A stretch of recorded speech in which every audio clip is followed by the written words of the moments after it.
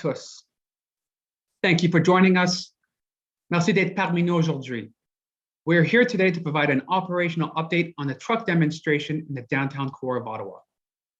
Nous sommes ici aujourd'hui pour vous fournir une mise à jour opérationnelle sur la manifestation de camions dans le centre-ville d'Ottawa. My name is Sébastien Tremblay and I will be your moderator.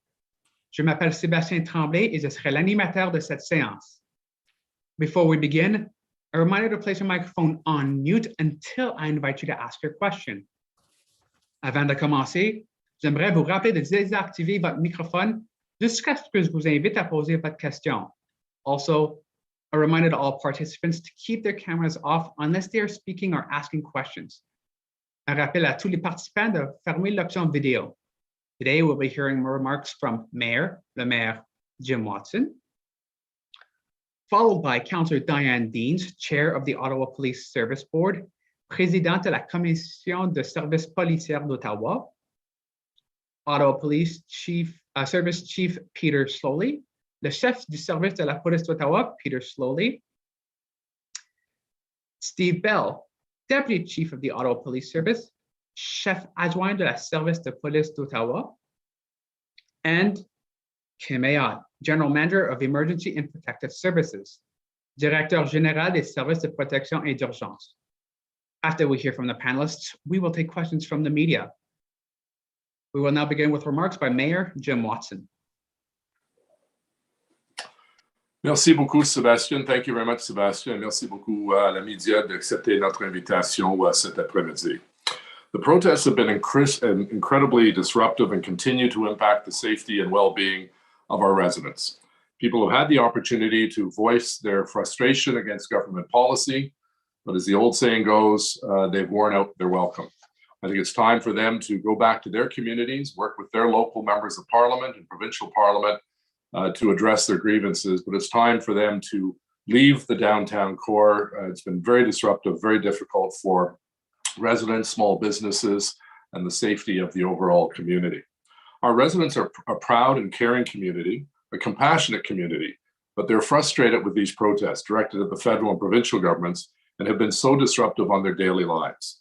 We've witnessed the desecration of cherished monuments like the Tomb of the Unknown Soldier and the Terry Fox statue, displays of hate symbols like the Confederate flag and the swastika, and all types of bad behavior that have taken away the freedom of our residents to live without fear. Many residents have not slept for days due to the noise and disruptions, and many have been shut in due to the crowds, a lockdown imposed by the protest itself. Our residents have been through enough. These are not just minor inconveniences, but situations that have been debilitating for people who have already been through enough as a result of living through a global pandemic. We've had to close some businesses and daycares and inoculation centers. We've had to deal with aggressive behavior towards staff in our hotels, in our restaurants, and even at the Shepherds of Good Hope.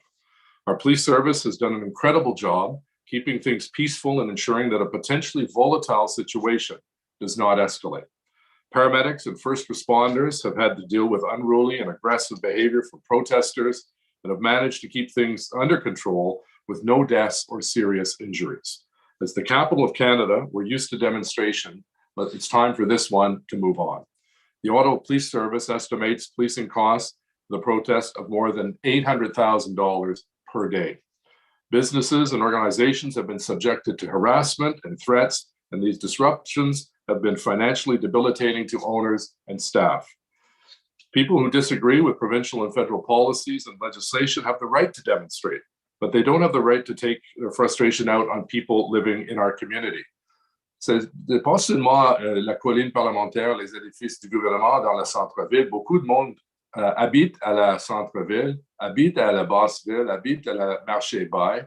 Et ce n'est pas juste pour les manifestants de continuer cette intimidation dans les quartiers résidentiels de notre ville. I want our residents, though, to understand that I understand their frustration. We're doing everything possible to bring this to an end peacefully. Again, I want to commend our partners, the Ottawa Police Service, and Chief Slowly will talk about the number of police services that have been helping us from Quebec and Ontario and the Federal Police Force, the Parliamentary Protective Service. We're very grateful. Merci aussi à tous les autres forces de police, les agents de police qui viennent d'Ottawa, dans tous les coins de la province de l'Ontario, la province du Québec et certainement le GRC et les personnalités qui sont responsables pour le colline parlementaire. I also want to commend our city staff for the exceptional job that they have done to manage the situation and keep residents informed. Some of our staff have been harassed and verbally attacked, and this is completely unacceptable in a civil society that we live in. I know we're all tired and frustrated, and I thank those men and women on the front lines bringing a sense of peace and stability to our city. Finally, I want to thank our residents for their patience and understanding. It's no fun having a diesel vehicle on a residential street honking its horn every hour on the hour, spewing diesel fumes into the neighborhoods. This is why I've said time and time again, you've had your say, you've had your platform, you've got lots of media attention. I fundamentally disagree with the premise of your campaign because quite frankly, masks and vaccinations are some of the few tools we have to fight COVID-19. But you've had your moment or your 15 minutes, time to move on, give back our city to our residents, and you go on your way to your community to raise these issues with your local members of parliament. Thank you very much. Merci beaucoup. Thank you, Mayor Watson. We will now hear remarks from Councillor Diane Deans. Good afternoon, everyone. Bonjour tout le monde. Thank you for joining in this press conference this afternoon. I want to start, I think, where the mayor left off by adding my voice to all of those who want to express their disgust and dismay at the events of the last number of days in our community. We have never seen the likes of this kind of civil disobedience that we are witnessing in our city today. And I want to speak directly to those citizens who have been most impacted by this abhorrent behavior that has been unfolding in our city.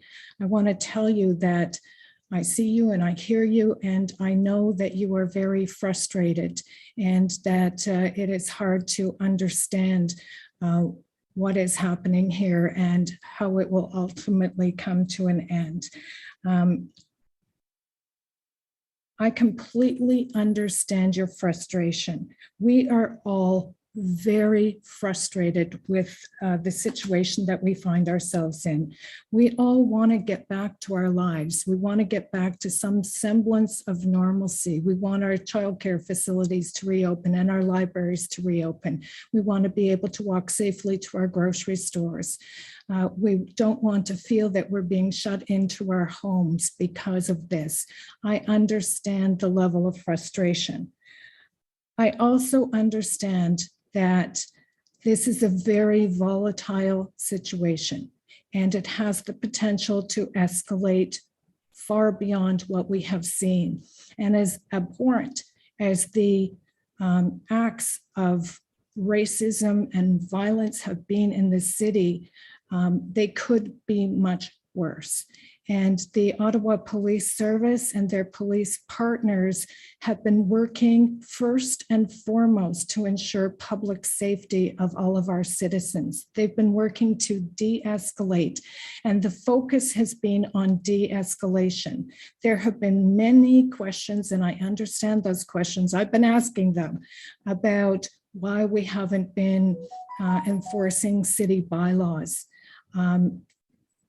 I want you to know that it is my expectation as chair of the Police Services Board that the people who have involved themselves in criminal acts and acts of violence in our city be fully prosecuted. But right now, the focus has to be on ensuring the safety of every single citizen, ensuring the safety of the men and women of the police services that are here, that are working on the front lines of this event. And we have to know that we have the foremost leading experts working on this file, working with us, working to make decisions and choices in the best interest of safety in this community. And we have to trust. We have to trust right now that what the police are doing is de-escalating a situation and ensuring the safety of the public. And that's what I want to I want to leave the public with, I know that, we can ask a lot of questions, and there will be time for asking those questions when this is over. But right now we have to believe that the decisions that are being made in the interest of the public and in the best interest of public safety. This is an event like no other event we have witnessed in our city's history before. It is a national event. It is an event that is changed by virtue of having heavy trucks that can be used as weapons in this city. And the choices that are being made to ensure that we keep everyone safe as possible. So I, like all of you, feel the frustration. I know that our patience is worn thin. I know that we would all like this to come to an ending just as soon as possible. But I just ask that you consider the work that is being done and know that the decisions that are being made with the best possible evidence. And evidence, by the way, is being collected. Evidence is being collected on people who are disobeying our laws and engaging in criminal activity and racist behavior.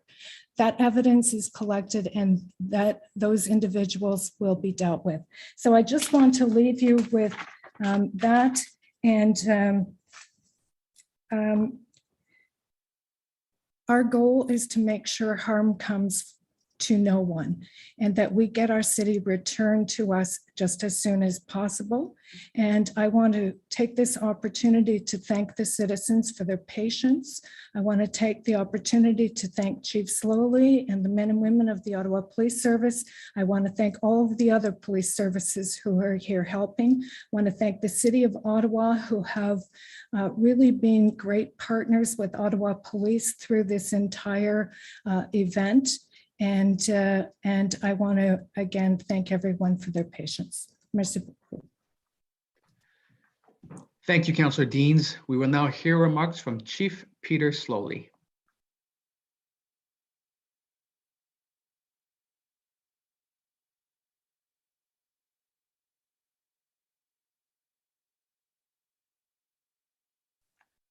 Chief, you're on mute.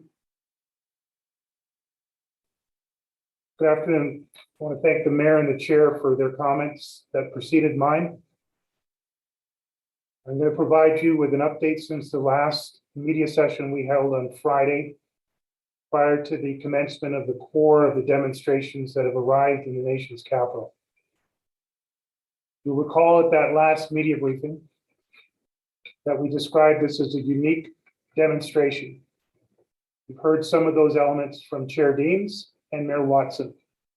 For those of you that live in the downtown core of Ottawa, you will have seen that materialized over the last 4 days. And the experiences of our frontline officers, our civilian members, our partners from national, provincial, and municipal agencies have experienced the same thing. This is a demonstration unique in nature, massive in scale, polarizing in context, dangerous in literally every other aspect of the event itself. From this started on the west coast of Canada and spread across the country, it has been fluid, ever-changing, and increasingly more difficult to manage. That has remained from the beginning, and it continues to this current day. I want to provide you with updated information from the course of events that took place through Friday afternoon into Saturday, Saturday evening, into Sunday, Sunday evening, into Monday. As we talked about on Friday, the ingress of thousands of vehicles, particularly heavy trucks, caused almost immediate traffic gridlock through Friday into traffic chaos on Saturday and Sunday. As we told you on Friday, that ingress level of vehicles and demonstrators would make large areas of the downtown core as well as the access routes in and out of the city, bridges, 400 series highways, major thoroughfares would become difficult to navigate for pedestrians, cyclists, motorists of any kind. It would create situations, pockets of dangerous areas for people to travel through. It would require our residents and our businesses to get updated information from ourselves, our city partners, and other agencies around the current state of issues and risks, and to make informed decisions for the safety of themselves, their families, and their businesses. For the most part, people who have been directly affected have been incredibly patient, incredibly resilient, and they have suffered a lot. I want to recognize those people who live, work, or need to commute through the downtown core of Ottawa. They have been incredibly impacted, negatively impacted by the course of demonstrations and the impact those demonstrations have had on their lives and their livelihoods. We're incredibly concerned about the stress they've been under, not just in the last several days, but in the last months and years of the pandemic. We're very much aware of this, and we're doing everything we possibly can to mitigate those impacts against individuals, families, and businesses.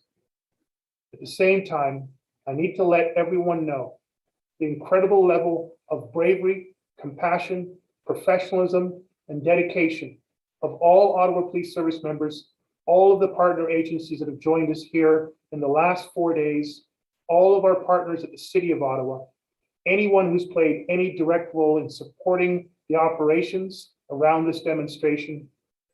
They have been an incredible group of individuals who've kept this city safe during a situation that could have become riotous. It could have led to significant and severe injuries, and it could have led to the loss of life. None of that has occurred over the last 4 days. Let me repeat, no injuries, no deaths, no riots in the last 4 days in the nation's capital, despite the fact that we have a global cause, national protest, tens of thousands of individuals from a wide variety of causes who have gathered to actively demonstrate 24 hours a day for the last 4 days. All of that coupled with thousands of heavy trucks, SUVs, and cars driving into the city and congregating in the core of this city, 24 hours a day for 4 days a week. I want to specifically thank the following agencies who have come from the federal, provincial, and municipal levels: RCMP, Ontario Provincial Police, Gatineau Police, Sûreté du Québec, London Police Services, Hamilton Police Services, Peel Region Police Services, Toronto Police Services, York Region Police Services, Durham Region Police Services. They have sent their members of their organization with experience and expertise, professionalism, and compassion. They've joined under our incident command system, and they have provided very needed, very timely, very professional, very effective services to keep this city safe, to keep our community safe, to keep our residents safe, to keep our city workers safe, to maintain emergency routes for fire, ambulance, and police, to ensure the safety of our healthcare centers, our hospitals, our vaccination clinics, to ensure as much as possible the continuation of business within the city and the lifeblood of the city in terms of our ability for our residents to receive emergency services. There were reports of denial of service, injuries, and trauma related directly to the demonstration. I can tell you that is not true. We have verification from our ambulance services, fire services, and police services. While there were delayed responses and in certain cases gaps in service delivery, nobody was directly affected in regards to ambulatory service requirements, emergency services requirements. That despite the fact of the massive traffic chaos and gridlock that we saw, not just in the core, but on our major access ingress routes in the bridges and 400 series highways. That is an incredible level of coordination and professionalism that was demonstrated over the last 4 days. Going forward, I want to be clear. Public safety remains our paramount priority. The safety of our residents, the safety of our businesses, the safety of our visitors, the safety of our partners, the safety of our service members, and yes, the safety of all those who've chosen to come here to demonstrate, whether they live in this city or they've come from other locations across the country. Effective tomorrow, we are redeploying our market neighborhood resource teams, our Centertown neighborhood resource teams, our crime prevention officers back into their neighborhoods, into the market, into Lower Town, into Sandy Hill, into Centertown. Their jobs will be to provide direct support services, safety services, customer service to the residents and business owners, the not-for-profit sector, the service providers in and around the core. Unfortunately, we needed those officers over the last 4 days. Every single one of those officers were deployed fully and continually. They are tired, they're stressed and they're strained, but every one of them know the stress and strain that was imposed upon their communities, and they're going back to serve and protect those communities effective tomorrow. The situation of the demonstration has scaled down over the last 12 hours. Let me repeat, the situation of the demonstration has scaled down over the last 12 hours.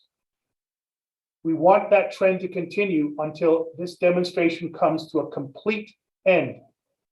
I cannot guarantee you that right now, but I can guarantee you that every effort at negotiation and coordination, de-escalation has continued throughout the last 4 days and will continue until the complete end of this demonstration. We will maintain a large contingent of our neighborhood and crime prevention officers in the immediate communities around where the core demonstrations are taking place to be able to provide greater services, a greater sense of safety, and greater interactions with those who've been most affected. Within the next 24 hours, we are going to be creating a hotline for hate incidents, hate crimes, any offenses directly related to the demonstrations, including criminal offenses, threats, assaults, hate-related crimes, mischiefs, anything that any member of the community, any visitor, any demonstrator has faced in terms of criminal activity. A hotline will be established to receive those reports. There will be an immediate and continuous investigation until we have resolved it by way of charge and prosecution. We have continued our relationship and working relationship with the Crown's office.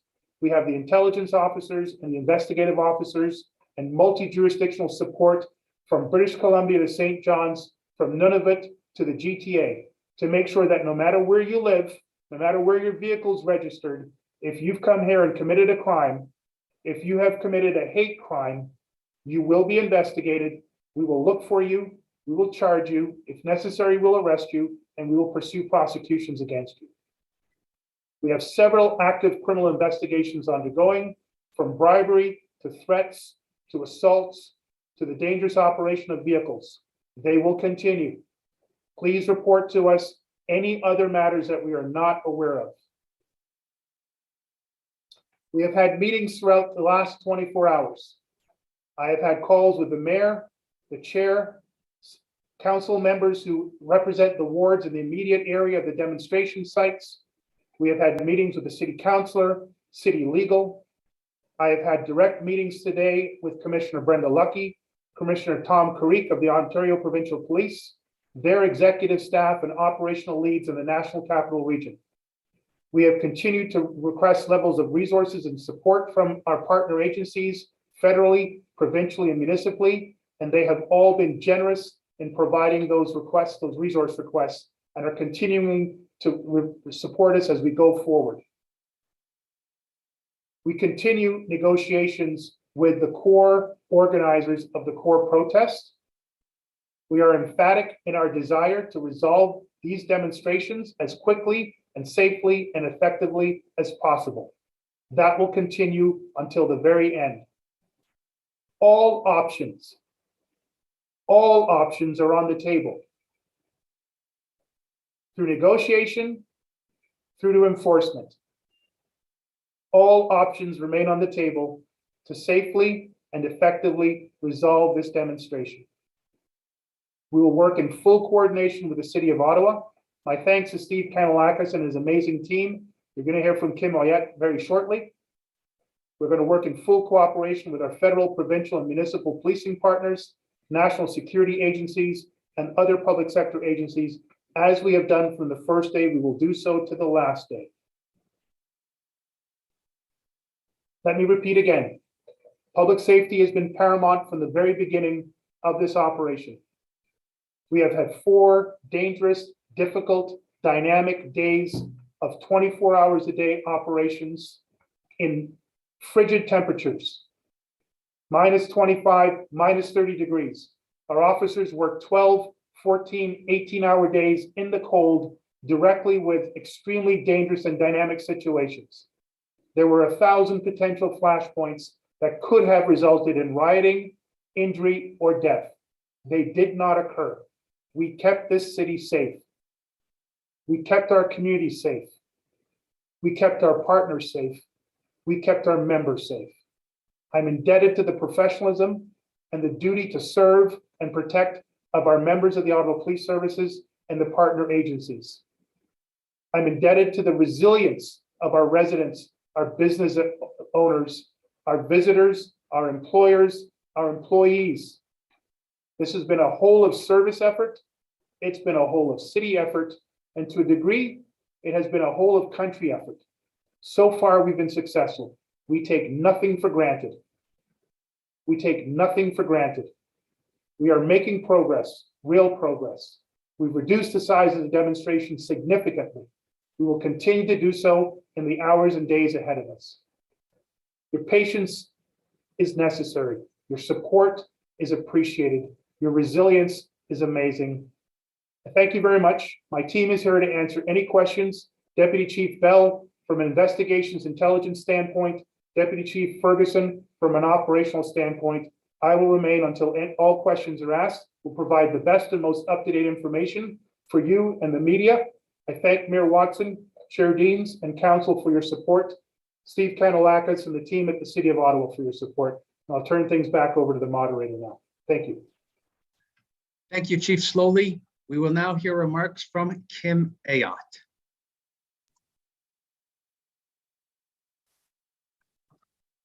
Good afternoon, everyone. Thank you, Chief Slowly. Thank you, Chair Deans, and thank you, Mayor Watson.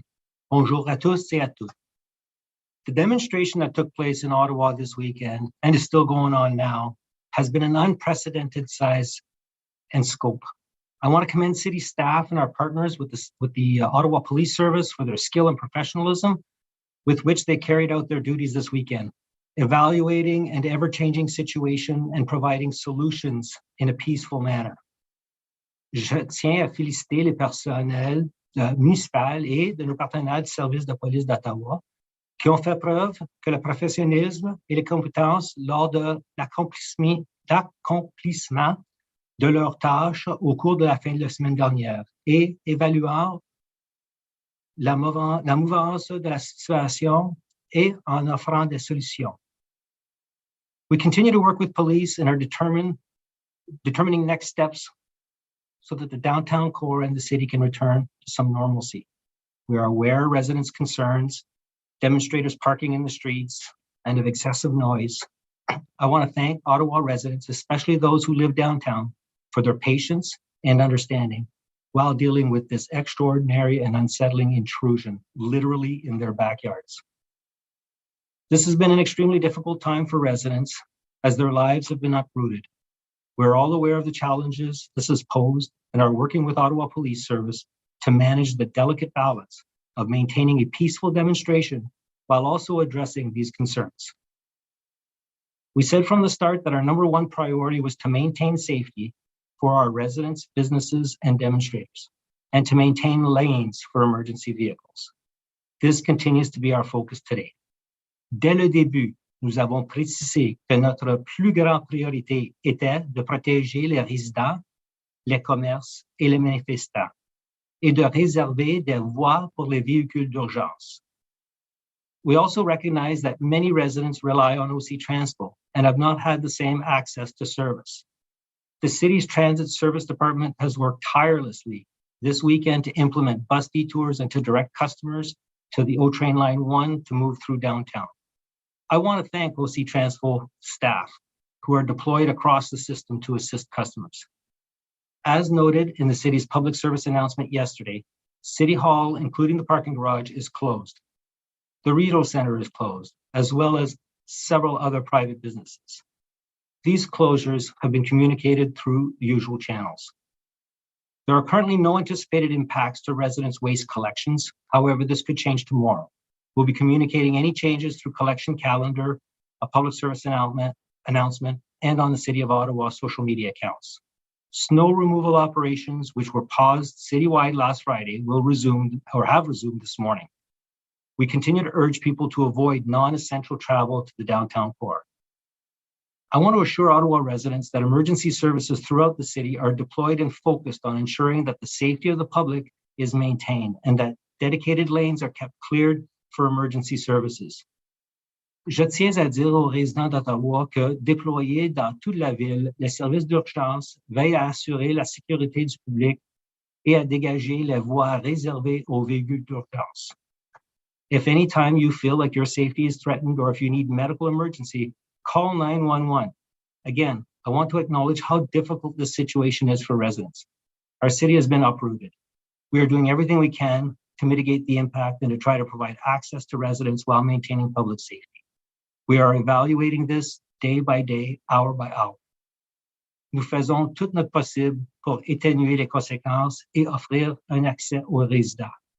La situation est évaluée de jour en jour et d'heure en heure. I encourage residents to follow the City of Ottawa Facebook and Twitter to stay up to date on service changes that could affect you. The City of Ottawa continues to provide updates on maps at ottawa.ca. For traffic updates, follow the City of Ottawa at Ottawa_traffic.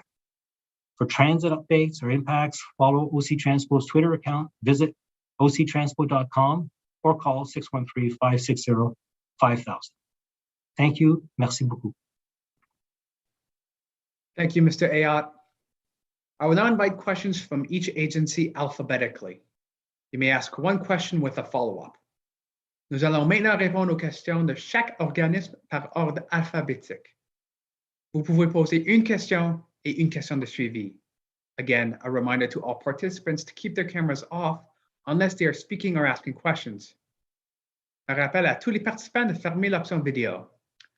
We will now start with, nous allons commencer avec a writing question from Caroline Bertrand de 104.7 Outaouais, who wants to know, en français, est-ce qu'une aide pourrait être apportée aux camionneurs qui n'ont plus d'essence et qui donc ne peuvent pas quitter le centre-ville?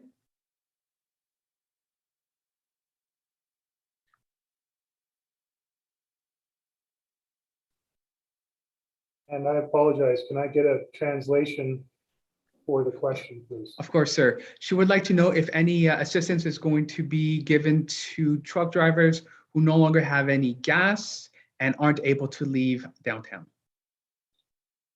There will be no assistance provided for gassing vehicles. We are working to make sure that those vehicles that choose to leave are able to leave the downtown core in the safest way possible.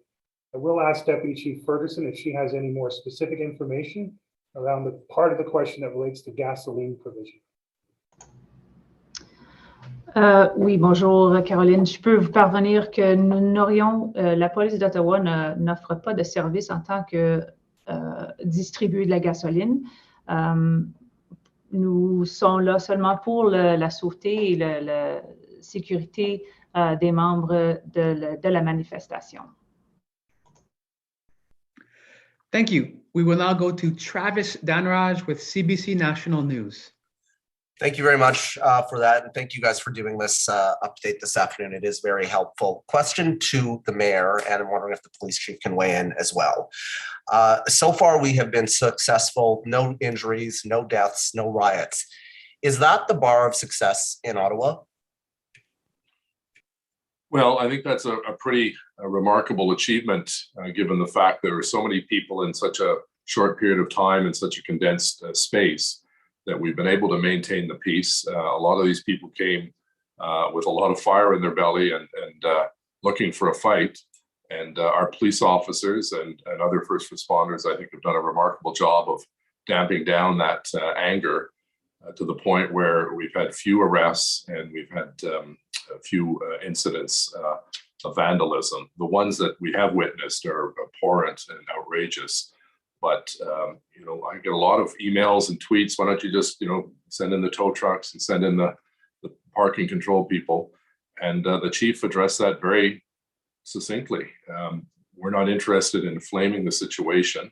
We'll continue to work as best as possible with the organizers and try our very best to encourage those people to move on, because they're, you know, destroying the quality of life of so many of our residents. But the last thing we need is to have some, you know, behavior that's creates a mini riot where there are still thousands of people on the hill and in and around the hill. And we don't want that to happen. We don't want to see blood shed. Chief?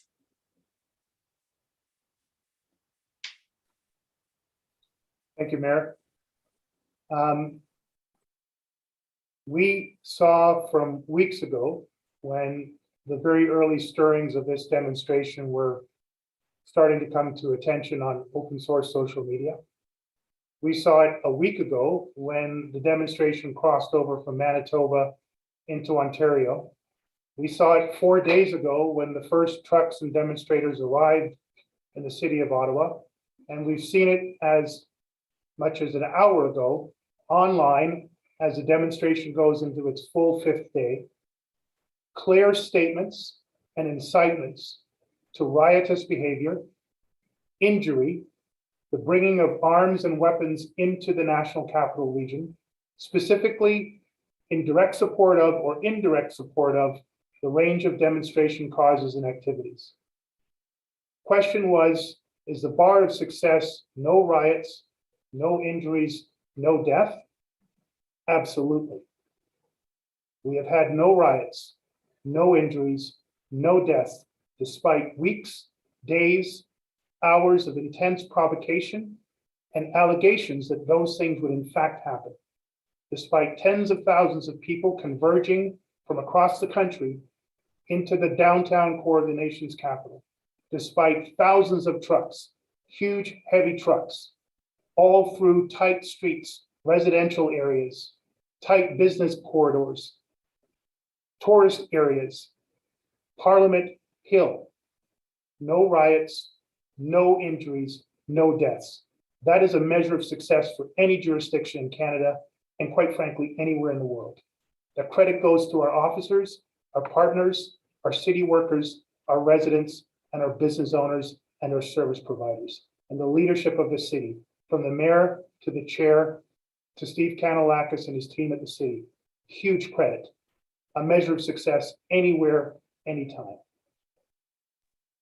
Okay, thank you for that, Chief. I do have a follow-up for you and the mayor on a specific incident. And Chief, also I'm wondering if you can, in this answer, update in terms of if there are any additional arrests in addition to that one that you spoke of yesterday.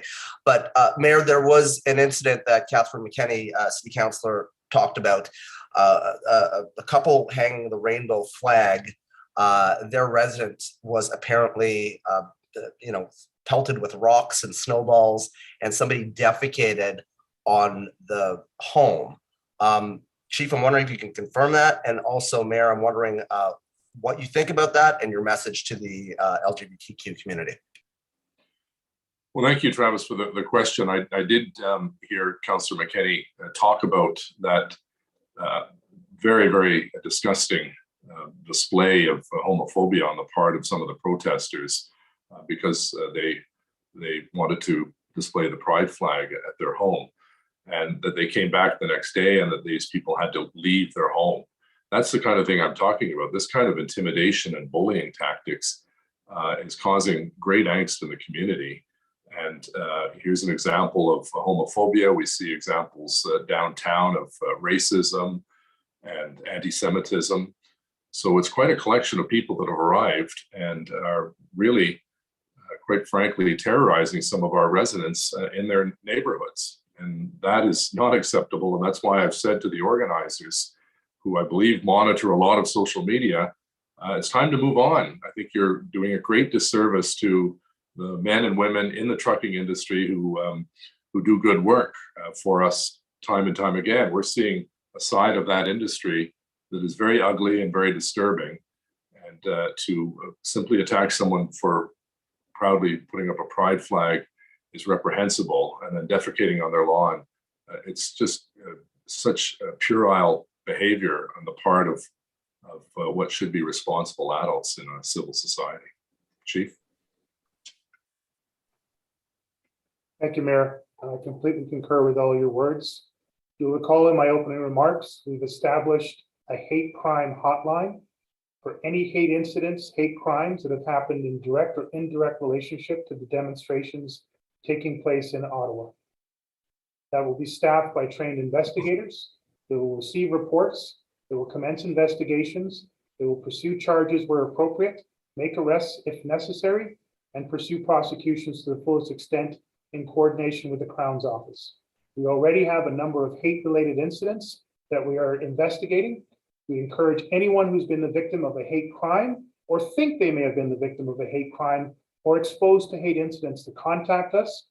Ottawa Police was the first police service in Canada to establish a hate crime unit. It was expanded under my tenure as Chief of Police. We have the top hate crime investigators in the Ottawa Police Service, including Detective Ali Tobro.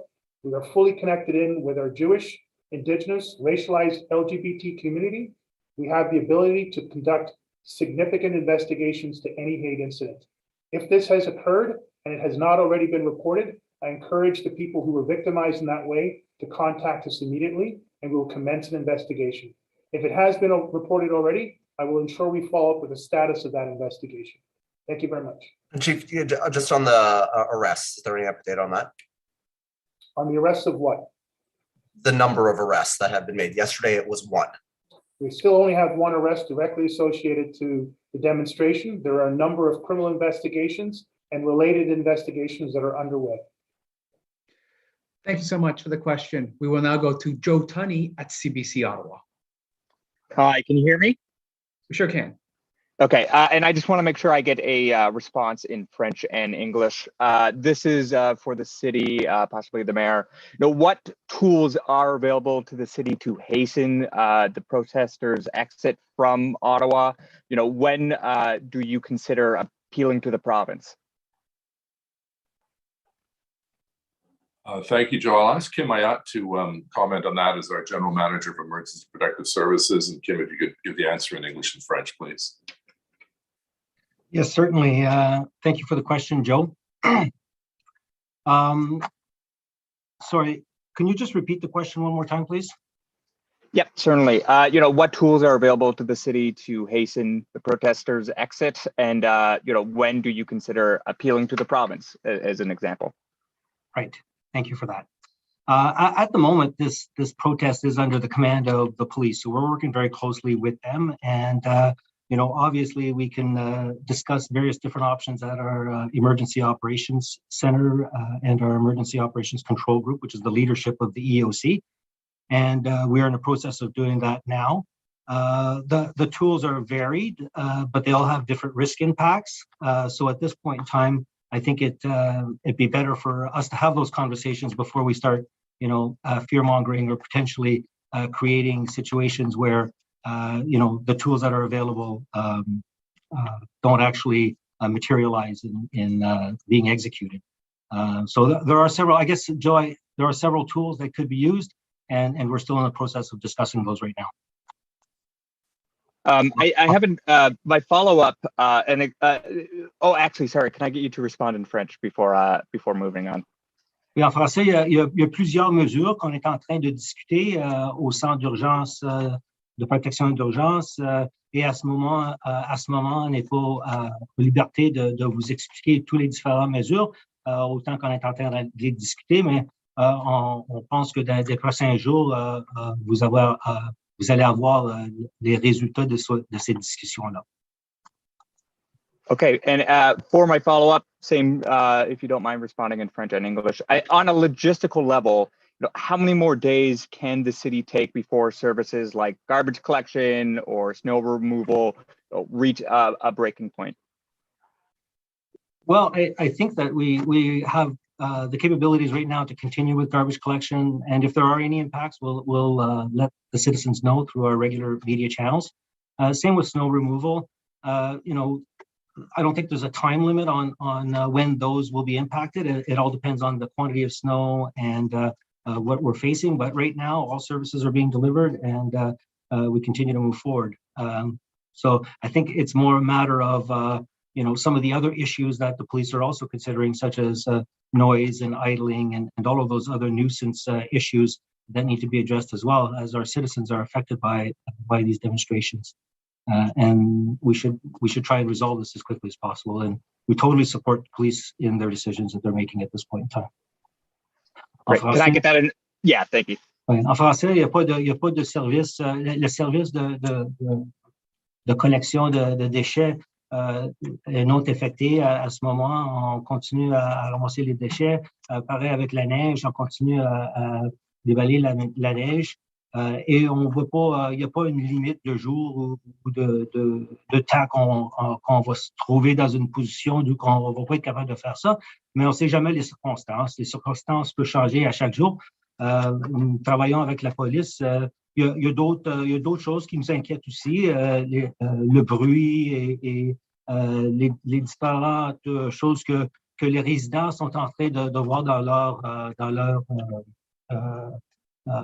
leur quartier, des camions, idling, il y a toutes sortes d'affaires. On travaille avec la police pour voir c'est quand que les résidents en ont eu assez. C'est ça la décision qu'on va prendre. Thank you. We will now go to Alex Gouge with City News Ottawa.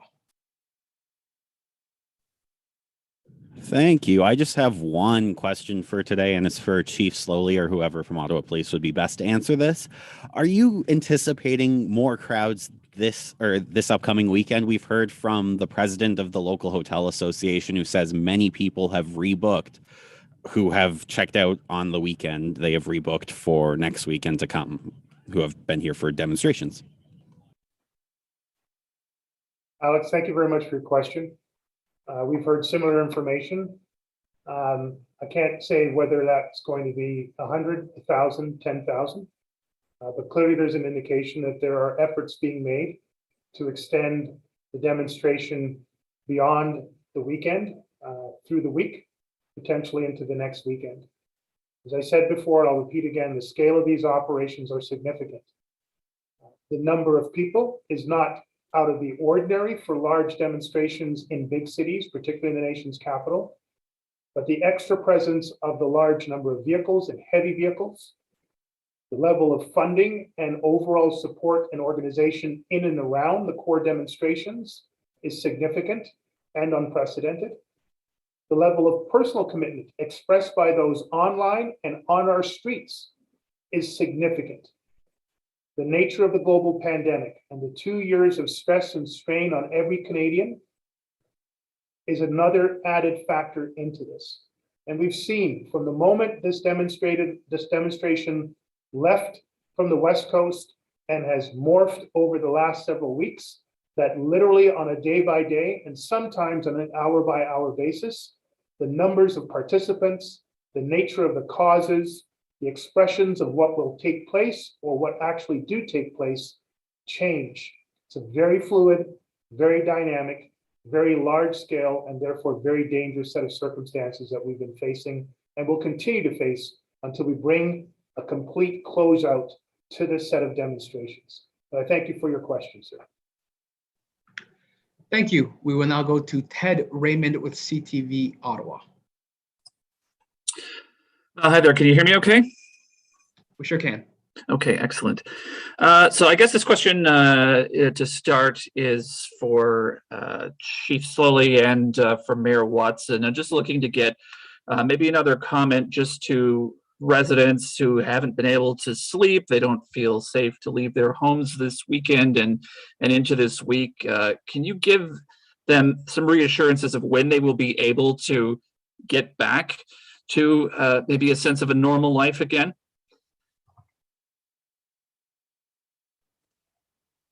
Chief, maybe I'll begin and offer a comment. First, thank you for the question, Ted. One of the ways we're doing that is to get these neighborhood community officers back in the neighborhoods that they know very well and patrol and dialogue with members of the community to offer a greater police presence in those neighborhoods.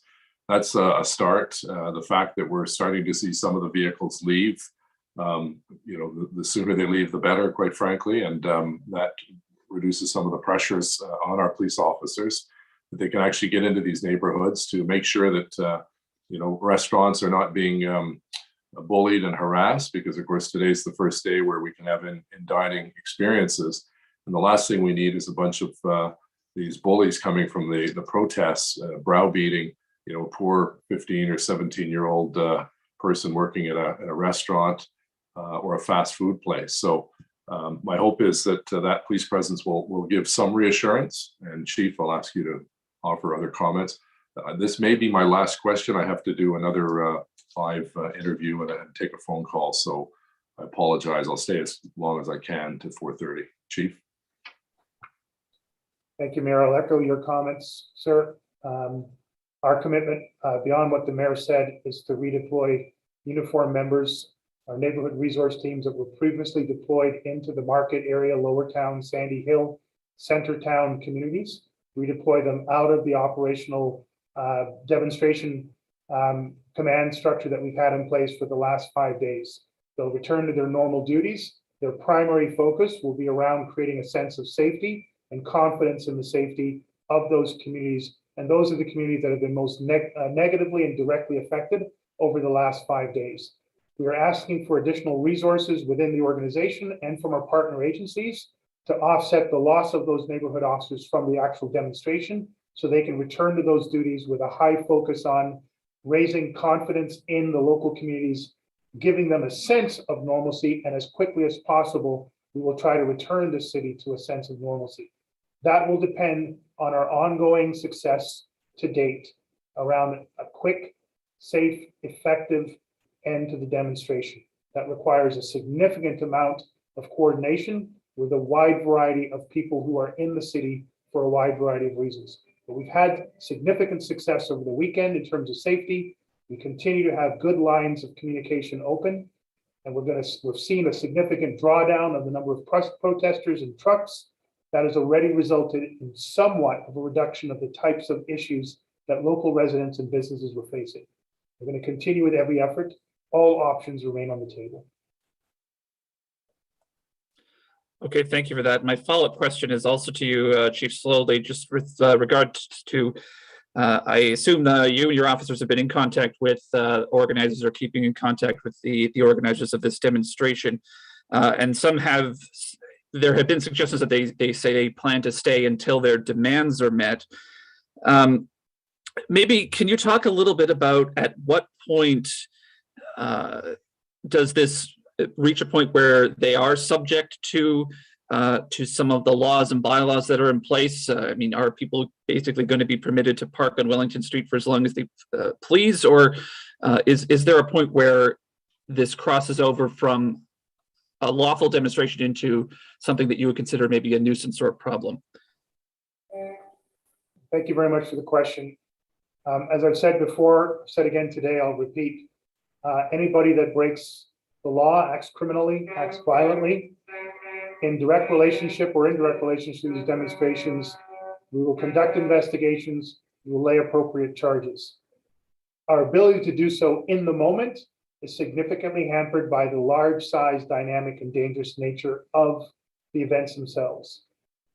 We have to prioritize public safety where we're going to have the biggest risk.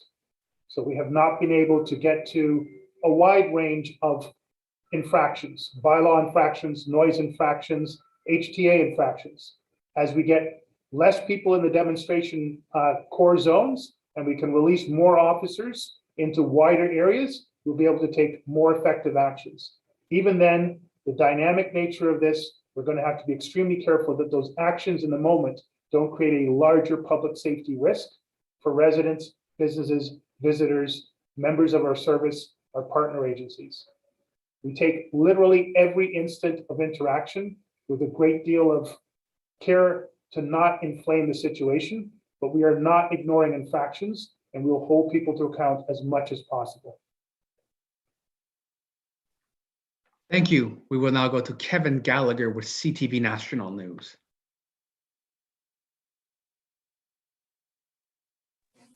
I think I'm unmuted now. Thank you. My question is for Chief Slowly. I just want to start in November of 2020. 12 protesters were arrested and charged with mischief for blocking Laurier Avenue and Nicholas Street. That was for a protest for the justice for Mr. Abdi.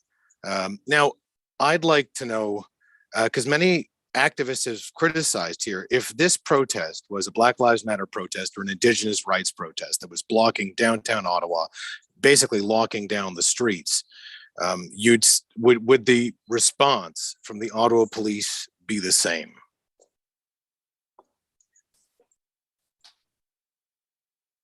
Thank you very much for your question. We have, in my tenure here as Chief of Police, in February, I believe, or January of 2020, there was a massive demonstration around the protests that originated in Wet'suwet'en in British Columbia. People from across the country, across the province, and across the city converged on downtown core. And for the most part of the day, we shut down traffic in the core, facilitated peaceful protest, albeit unlawful, but peaceful protest in order to find that balance between the ability for people to exercise their charter rights, demonstrate in the nation's capital around incidents and issues that were national, provincial, and local in nature. We did that in the summer of the same year. A massive Black Lives protest in the wake of the George Floyd murder in the United States took over the downtown core of the city for a full day from the early morning hours into the late nighttime hours. We facilitated peaceful and sometimes unlawful behavior to balance between charter rights and demonstration freedoms in addition to public safety. We have done that on countless occasions, literally hundreds of times a year in my 2 years here as Chief of Police, and hundreds of times a year over the course of the time of the Ottawa Police Service. In relation to the specific demonstration you referenced in November 2020, I don't see any real connection with the scale, the size, the nature of what we're facing here. The principles, however, associated to threat risk assessment, resources that are available, the nature of the ability for us to coordinate, negotiate with identified organizers, the willingness to find solutions and compromises, a completely different set of circumstances. Every demonstration has certain similar characteristics. Every demonstration is unique. This demonstration is not only unique, but unprecedented. I hope that answers your question, sir. Thank you. I want to know, in your negotiations with the organizers of this protest, what is the path to ending this protest? Like what many of my other colleagues have said, many have told members of the media they plan to stay here until their demands are met. But is there any perhaps compromise? I understand everyone's right, like you point out, to protest in a democratic society. But is there, a way to have a compromise? And what type of compromises are you working on to allow these Canadians to express their views while not infringing on the freedoms of others who live nearby? Thank you very much for your question. And I think you'd understand one of the most important things around a negotiation is confidence and confidentiality in the nature of what's being discussed. I can tell you in broad principles, our efforts are trying to find a compromise that balances just that. How can we ensure, to the greatest degree possible, people have their charter right to demonstrate in the nation's capital without significantly infringing on the needs and the aspirations, expectations of people who live, work, and play and visit in the nation's capital? That is a consistent approach that our police liaison team members do for every demonstration, no matter the size and no matter the cause. Those principles of negotiation, the ability to try to find compromise, and the ability to end demonstrations peacefully, even if they're not lawful demonstrations, but end them peacefully and as quickly as possible, is at the heart of every effort of negotiation that we've done in every single demonstration that we do in the nation's capital. Thank you. We will now move on to David Baxter with Global News. All right, thank you. Yeah, the question would be for Chief Slowly. We received a few reports now of trucks hitting police barricades, paramedics having rocks thrown at them, some shouts of racial slurs as they did their work. Can you confirm whether or not these incidents happened? And going back earlier, you mentioned there was no significant delays with the emergency responders, but there have been some. Can you tell us about the nature of those delays? Oh, and sorry. Sorry, was there another part to the question? I was muted before. Okay, can you hear me now? Yes. Perfect, thank you. Sorry, there's some technical issues there. I'm sorry, I'm just going to ask, can you repeat the question? I caught most of the front end, but I wasn't sure I got the back end. Oh, for sure, yeah. Yeah, so let's go from the top here. So we received a few reports of incidents of trucks hitting police barricades and paramedics having rocks thrown at them while they worked them. So we're looking to get some confirmation on whether or not these happened or if police are aware of them. And just going back to the start of the press conference, you mentioned that, well, first responders like ambulance and firefighters have seen some delays. There haven't been significant gaps in service. Can you tell us about like some of the nature of those delays? Thank you very much. I will leave that second part of the question to Kim Ayotte to speak on behalf of ambulance, fire, and other city services.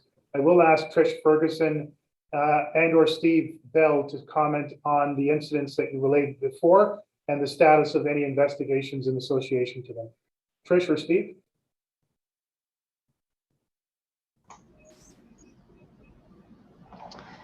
Good afternoon. We don't have any further, we've heard some of that anecdotal information as well, but have not been able to clarify it unless Steve has an investigation that's open on those. Yeah, thanks very much for the question. So we've received a number of complaints, and so far we have active investigations opened on all the complaints we've received. The specific allegations you're speaking of, I'm not sure have been included, and that's part of the reason why the chief has spoken today about establishing that conduit into us in order to create and receive information to initiate those investigations. So to date, we have 12 investigations that we've initiated through a dedicated team that's been allocated towards this incident. Those investigations are ongoing, and we continue to speak with witnesses and collect information and evidence, and we'll report on and update on those as those investigations progress.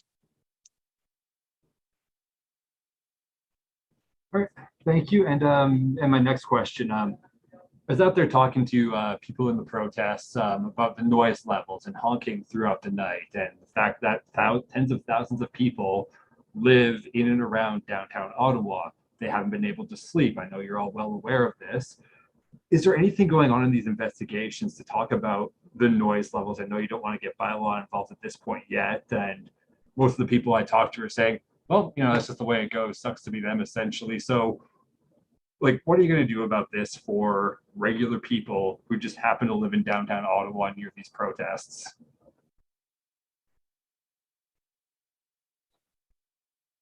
Thank you very much. All these indirect and direct impacts from the demonstration on local community, local residents, local businesses are part of the suite of issues being negotiated as best we can with the core organizers. Again, I got to stress, the core organizers are do not represent every person who drives a vehicle or walks into the downtown area as part of the larger set of demonstrations. Even when we are able to get compromises around things like parking, seating lanes of traffic, reducing the amount of noise and congestion and pollution in the area with one group. They do not speak for all elements that have driven from all parts of the country, all parts of the province, and indeed all parts of the city into the core. We don't have a singular cohesive group of individuals around which we are conducting these negotiations. We have seen success to date with those negotiations, a significant reduction in the number of vehicles and the number of persons participating in the demonstrations over the last 4 days, and particularly over the last 24 hours. That trend will continue as much as we can. We can't guarantee it. So we are having success, reducing the impacts as you described them, noise bylaw, traffic congestion, and other associated disruptions to the lives and livelihood of the people and business owners in the core of the city. We'll continue to do that to the best of our ability. I will invite Deputy Chief Ferguson to speak about some of the interactions that the members of our frontline officers and partner agencies have been experiencing at the barricades and the perimeters that include officers being threatened to be run over by vehicles and the dangers associated to that. Deputy Ferguson, if you can provide some more information on that. Thank you, Chief. Yes, we had dozens of incidents over the weekend of this nature where officers were standing, attempting to block roadways to ensure that safe passage was there for whether it was vehicular or pedestrian traffic.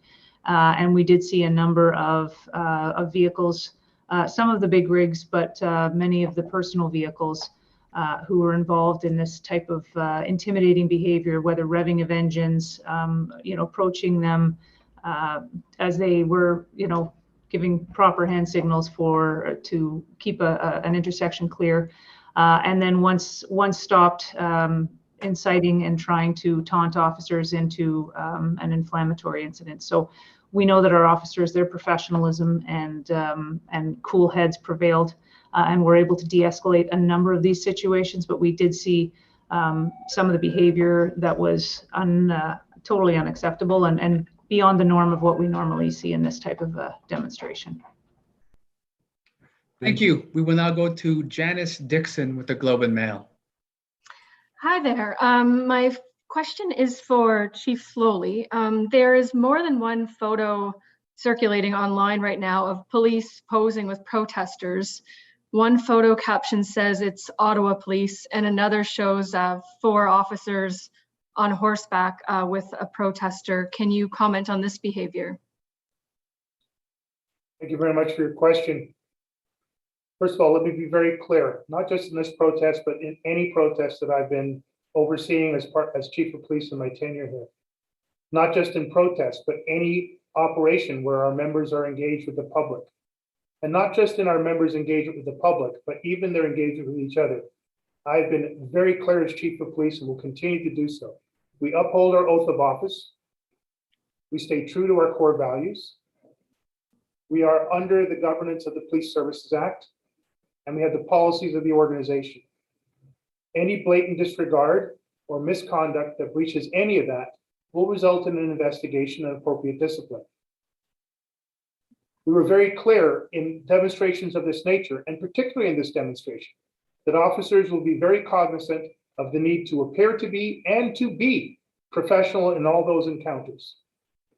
But you have just heard from Deputy Chief Ferguson about some of the very direct and dynamic engagements that our officers are under pressure on 24 hours a day.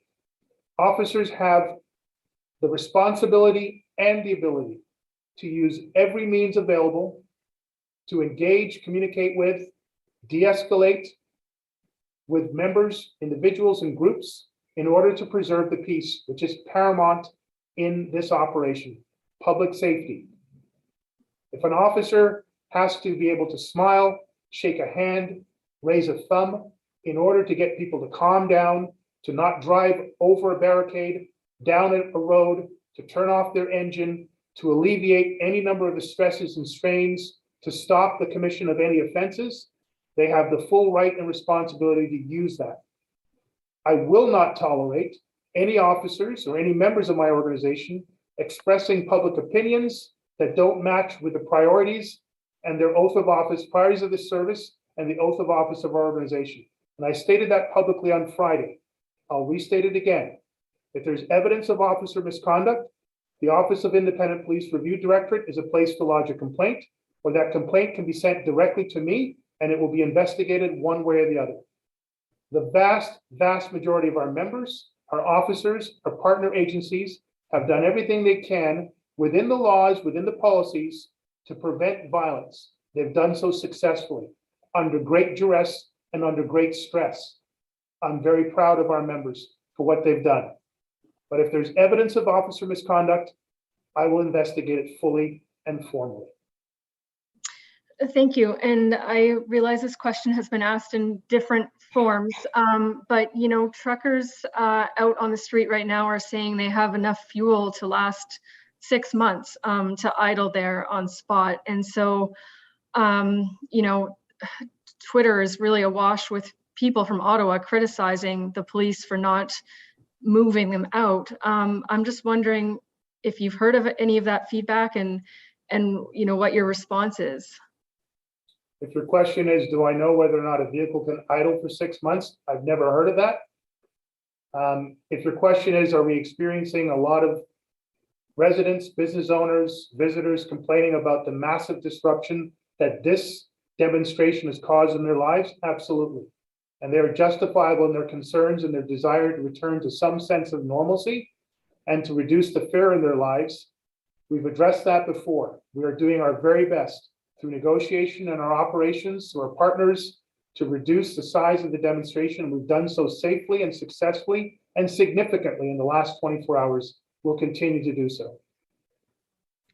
Thank you. On va maintenant à Mylène Crête avec la presse. Hi, just 2 quick questions. I wanted to know if you have the information about how many trucks have left the city of Ottawa so far.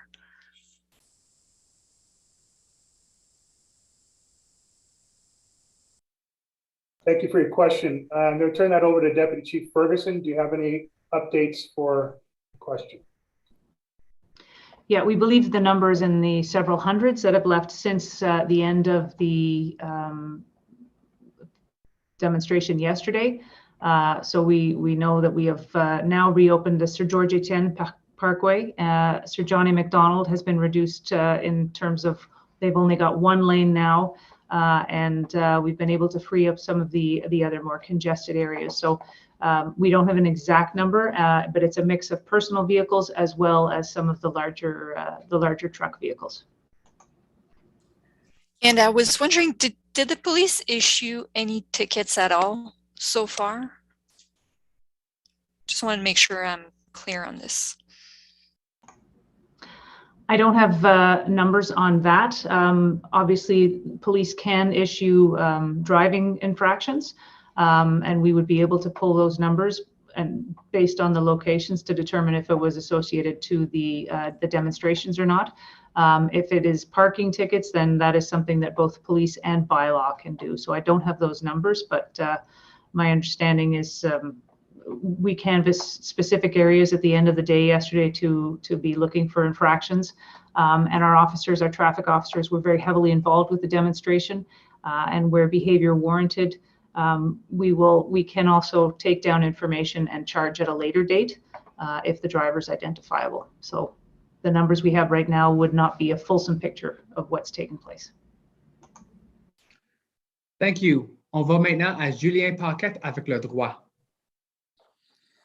Hi, question would be for Chief Slowly. You've mentioned earlier in this press conference that there have been, I think you said, tens of thousands of people during the weekend. I'm just trying to get a clarification on what would be the the best estimation of how many people there has been maybe during the peak of this weekend of this demonstration.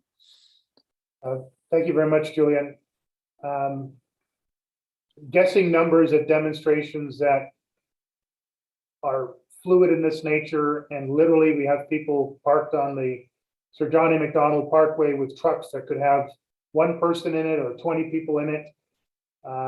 The people that found their way down to Wellington Street, Parliament Hill, and the surrounding streets, the people that were going through the various streets around the market, Lower Town, at any one time, an impossible task to be able to give you any sort of an exact number.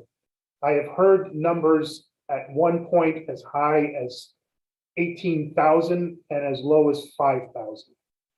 Saturday was definitely the largest amount of trucks and demonstrators over a 24-hour period.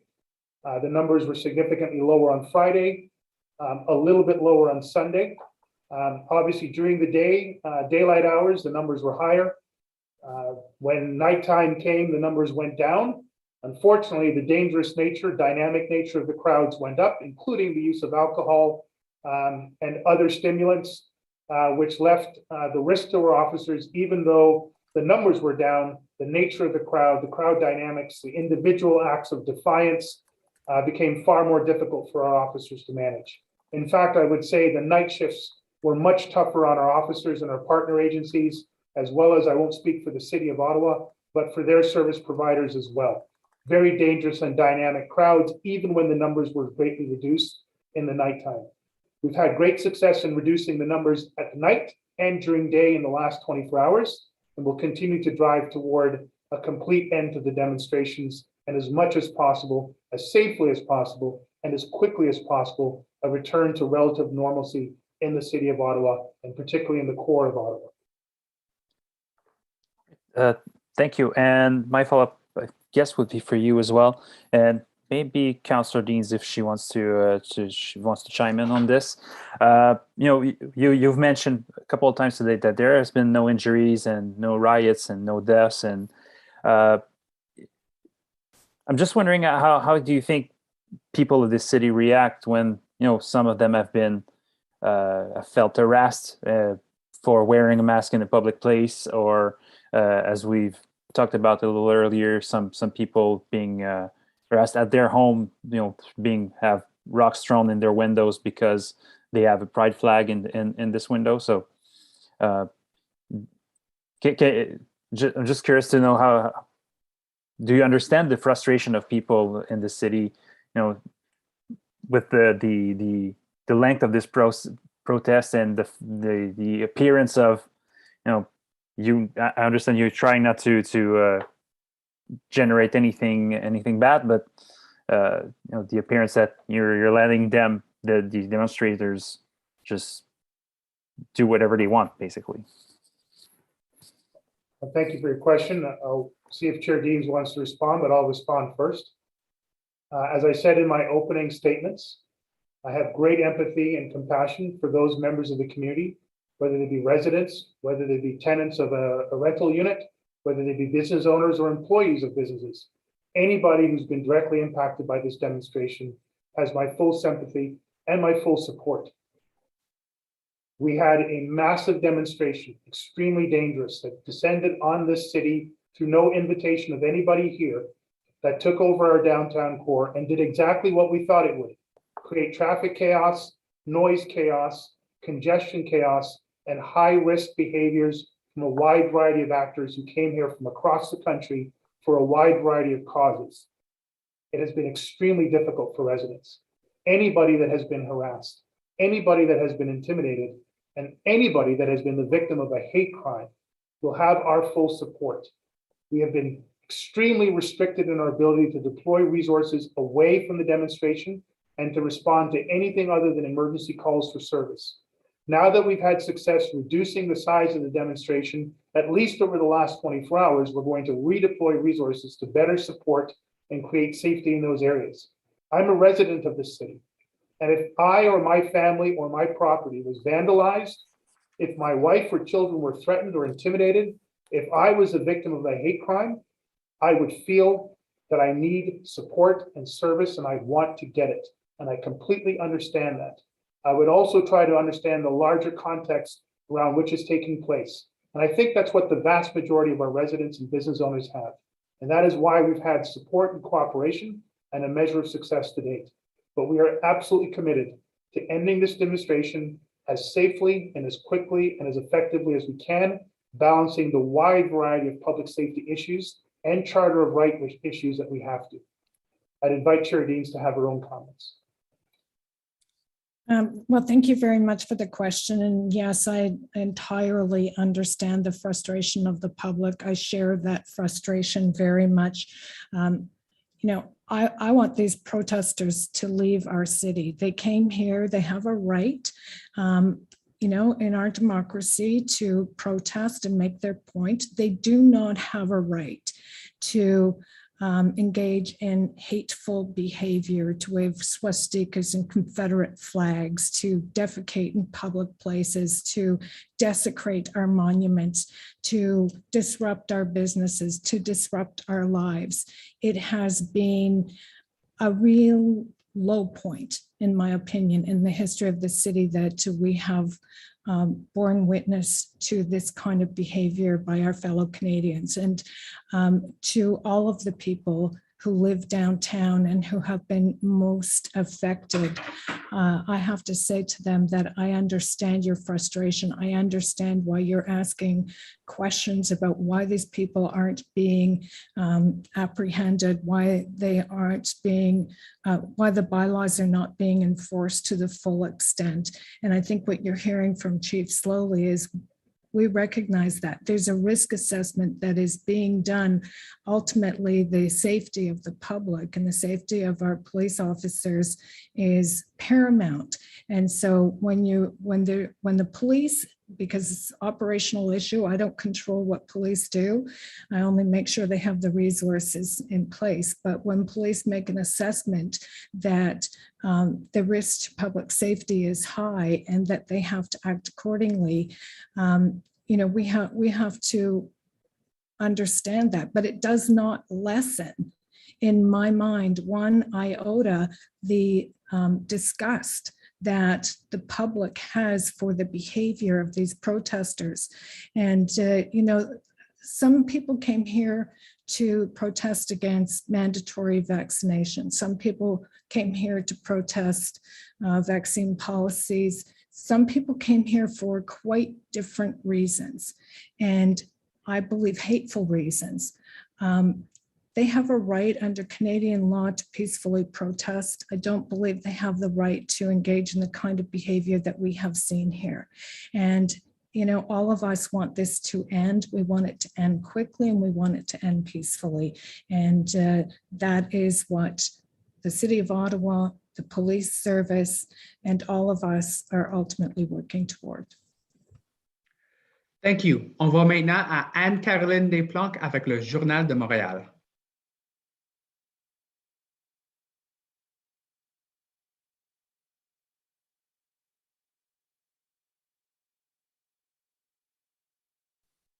Anne-Caroline, on ne t'entend pas? Okay, we will now move on to Rachel Parent with the National Post. Hello, actually my question was answered. Thank you. Sounds good. We will now go to Bruce Deachman with the Ottawa Citizen. Hello, can you hear me? We sure can. I have a couple of questions for Chief Slowly. The first one is, and I understand your concerns about the volatility of this situation given the size of it, but do you worry that by not charging people with things like mischief and whatnot, that you empower the crowd to continue to do that, to behave like that? Thank you very much. As I've said, people who commit criminal offenses in or in relation to this demonstration are being investigated. You've heard from Deputy Chief Bell the number of investigations we have. I've announced that we'll be opening a dedicated hate crime line and crime reporting line for anybody that feels they've been the victim in any way from these demonstrations. All of those reports will be investigated, and where we have the ability to lay charges, make arrests if necessary, and continue prosecutions to conviction, they'll be done, and they're already being coordinated through the Crown's office. But it doesn't happen at the time, right?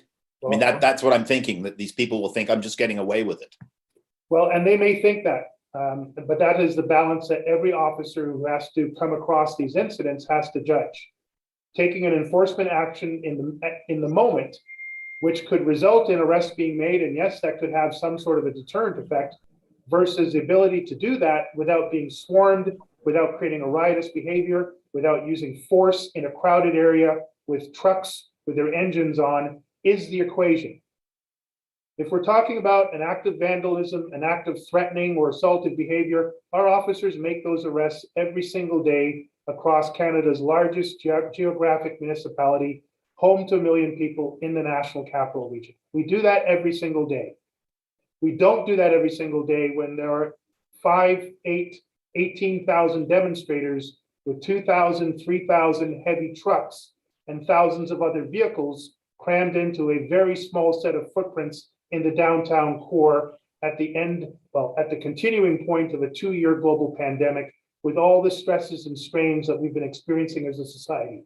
Those are two different risk assessment equations that our officers have to make: day-to-day regular policing in Ottawa versus hour-to-hour, minute-to-minute public demonstration in high-risk, highly volatile circumstances. There are two very different threat risk assessments that our officers have to make and our incident commanders have had to make over the last 5 days. And that situation will continue. I know the regular public who experience those nuisances don't necessarily appreciate or can't understand those dynamics, but that is a reality of policing these large-scale, dynamic demonstrations. We've done our very best. We've kept the city safe. We've kept our members safe, and we will hold people to account who have broken the law to our very best of our ability. People who have been victimized by criminality, I encourage them to report it if they already haven't. We're creating a new system around which they can report it, and there will be full investigations. There will be consequences for those that we can identify as committing those crimes. Thank you. And my second question is, I'm curious about the organizers that you're negotiating with, as this possibly, as we know, we've heard of, from hotel owners that people are going to be coming back next weekend. Is this slides possibly from a protest to occupancy? Are you confident that the organizers could end this? Do they have the, can they end this protest? Thank you very much. You've pointed out one of the biggest dynamics. First of all, the people we are negotiating with don't represent anywhere near 100% of all the people who have come here to demonstrate. So whatever we're able to reach by way of compromise and a confirmation around a resolution to some aspect of the demonstration cannot be applied to every aspect of the demonstration. Secondly, even though we may have reached a compromise and a confirmation with organizers, they themselves have no authority or control over the people that they claim to represent. We are continuing to do our very best. We have had significant success in keeping the city safe, and we've had significant success in reducing the impact of the demonstration over the last 24 hours. We will continue to do our very best to reduce this right the way down to an end state. But we have very little ability to control all aspects or even most of the aspects of the people who have come here from across the country for a wide variety of causes. Thank you. Thank you. We will now go to Riza Patel with the Toronto Star. Hi there. My question is for Chief Slowly. This question has somewhat been asked already, but I'm just looking for some clarity. Are there clear next steps on getting some of these vehicles and protesters out of the core? Has OPS been working with the RCMP, for example, to develop some kind of exit strategy?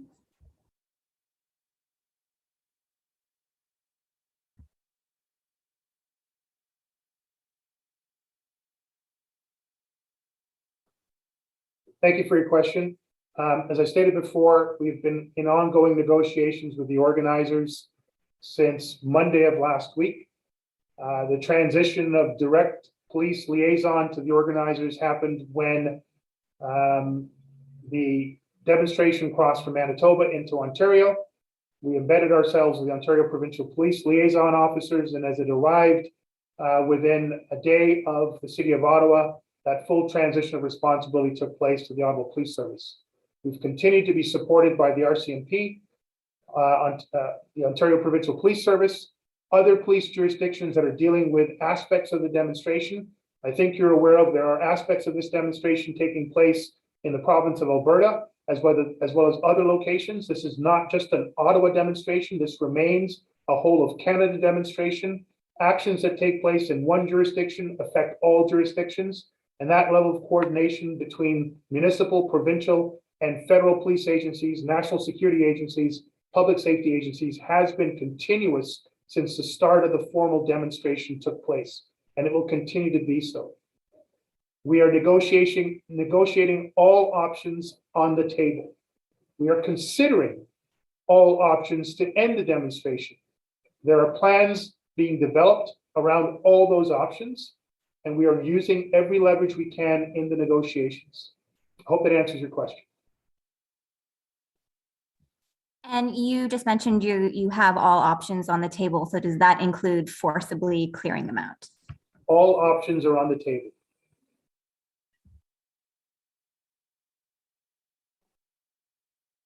Do you have a follow-up, Riza? So we've heard from some convoy members today that they want their numbers to redouble by Friday, for example. And I'm wondering, will it be physically possible for them to do that?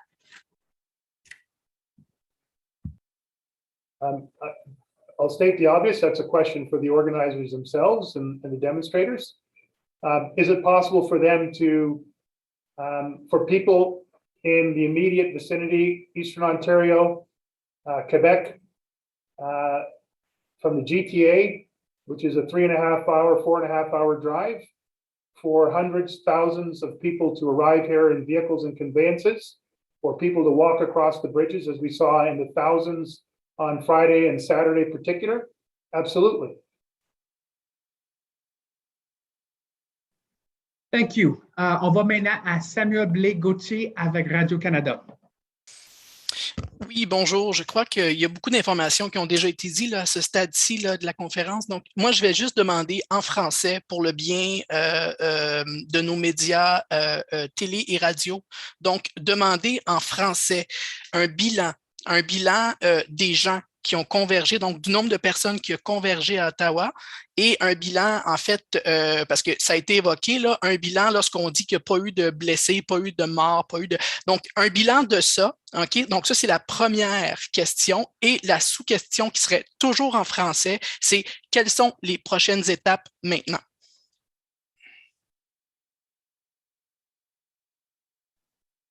Thank you very much for your question. I'm going to ask Deputy Chief Ferguson to answer en français, s'il vous plaît.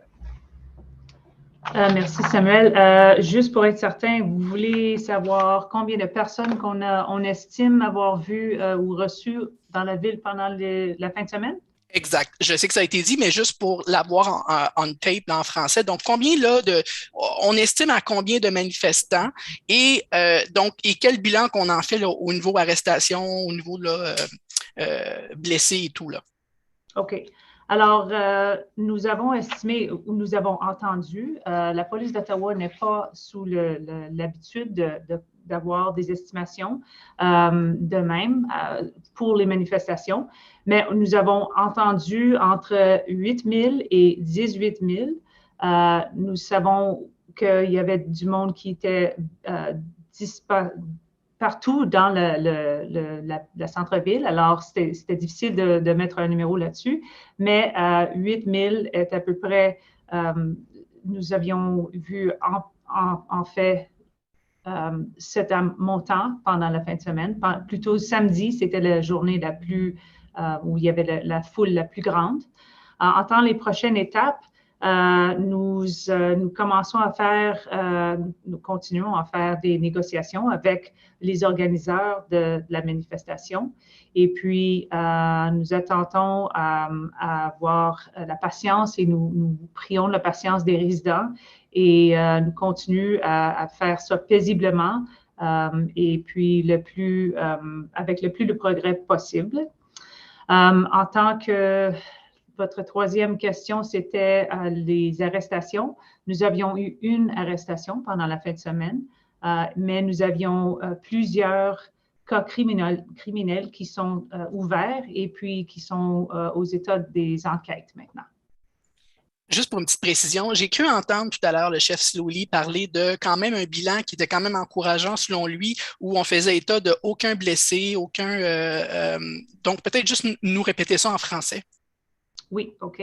Alors, la fin de semaine, la police d'Ottawa a eu une seule arrestation. Nous n'avions pas eu de rapport de personnes qui étaient blessées pendant les manifestations, ni du dommage de propriété dans le centre-ville. Merci.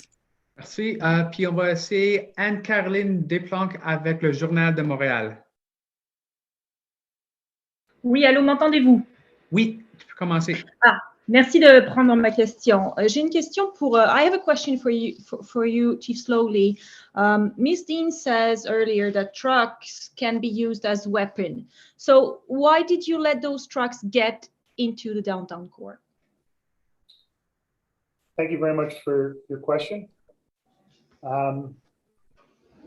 If we were to try to block all the access and egress routes in and out of the city to any vehicle traffic, or even to set up checkpoints where we would, assuming we would even have the ability to identify those truck drivers that were part of a protest or not part of a protest. The scale of the operations and the need for the size of the officers to conduct that would be tenfold, if not 20-fold, well beyond the ability for the Ottawa Police Service or our partner agencies to do it. In order to do that, we would have to justify the level of interference in the lives and livelihood of tens of thousands of people, hundreds of thousands of people around the city. The impact on that of such an operation on the city would be even more massive than what we're talking about now. I'm not even sure it would be appropriate under the Charter of Rights. We cannot fortify a city of the size of the geography that is Ottawa. We cannot block all the highways and byways that would allow a bicycle, a car, a pickup truck, or a truck to come into Ottawa. And if we did that, particularly given the routes that go between provincial boundaries in Quebec and Ontario, we would significantly impact the economy and the livelihood of hundreds of thousands, if not millions of people. It's simply not an option. It was not one that we gave any serious consideration to. We did have operational plans should the elements of the downtown core change. And when they did, those plans were put into place to significant effect. We have shut down the downtown core significantly along Wellington, Elgin Street, Albert Street, and Lyon Street. Those plans remain in place. We're considering either shrinking that footprint in the next 24 hours if we're seeing a continuing withdrawal of demonstrators and trucks from the core. But it's very fluid. Where there has been a risk, we've changed and been flexible. We've created a safe environment as a result of those changes, and we'll continue to do so. But I can't think of any major jurisdiction in Canada that could fortify every single access point for every type of vehicle that could find its way in to the inner core for a demonstration. It's not logistically possible, financially sustainable, and I don't think it's even lawful. But thank you for your question. In follow-up, Chief Slowly, there is roads in the downtown core where those trucks are basically forbidden. So in normal times, they're not allowed there and they would be stopped. So why were they not stopped? Thank you. And again, appreciate the question. But as I've said from the last Friday through to today, these are not normal times. This is not a normal demonstration. This is a unique and unprecedented demonstration, the size and scale and nature of which we have not dealt with before. You've heard that from the mayor, you've heard it from the chair, you've heard it from me. Simply not an option. I appreciate you asking a question, but understand that simply was not an option. We have made adjustments continually over the last 5 full days of operations, and we'll continue to assess all of the risks and all of the options, and all the options are on the table. That option was considered and was not elected for all the reasons I've just talked about. Thank you. And this concludes today's media availability. Cela conclut le point de presse d'aujourd'hui. Thank you, everyone. Merci à toutes et à tous.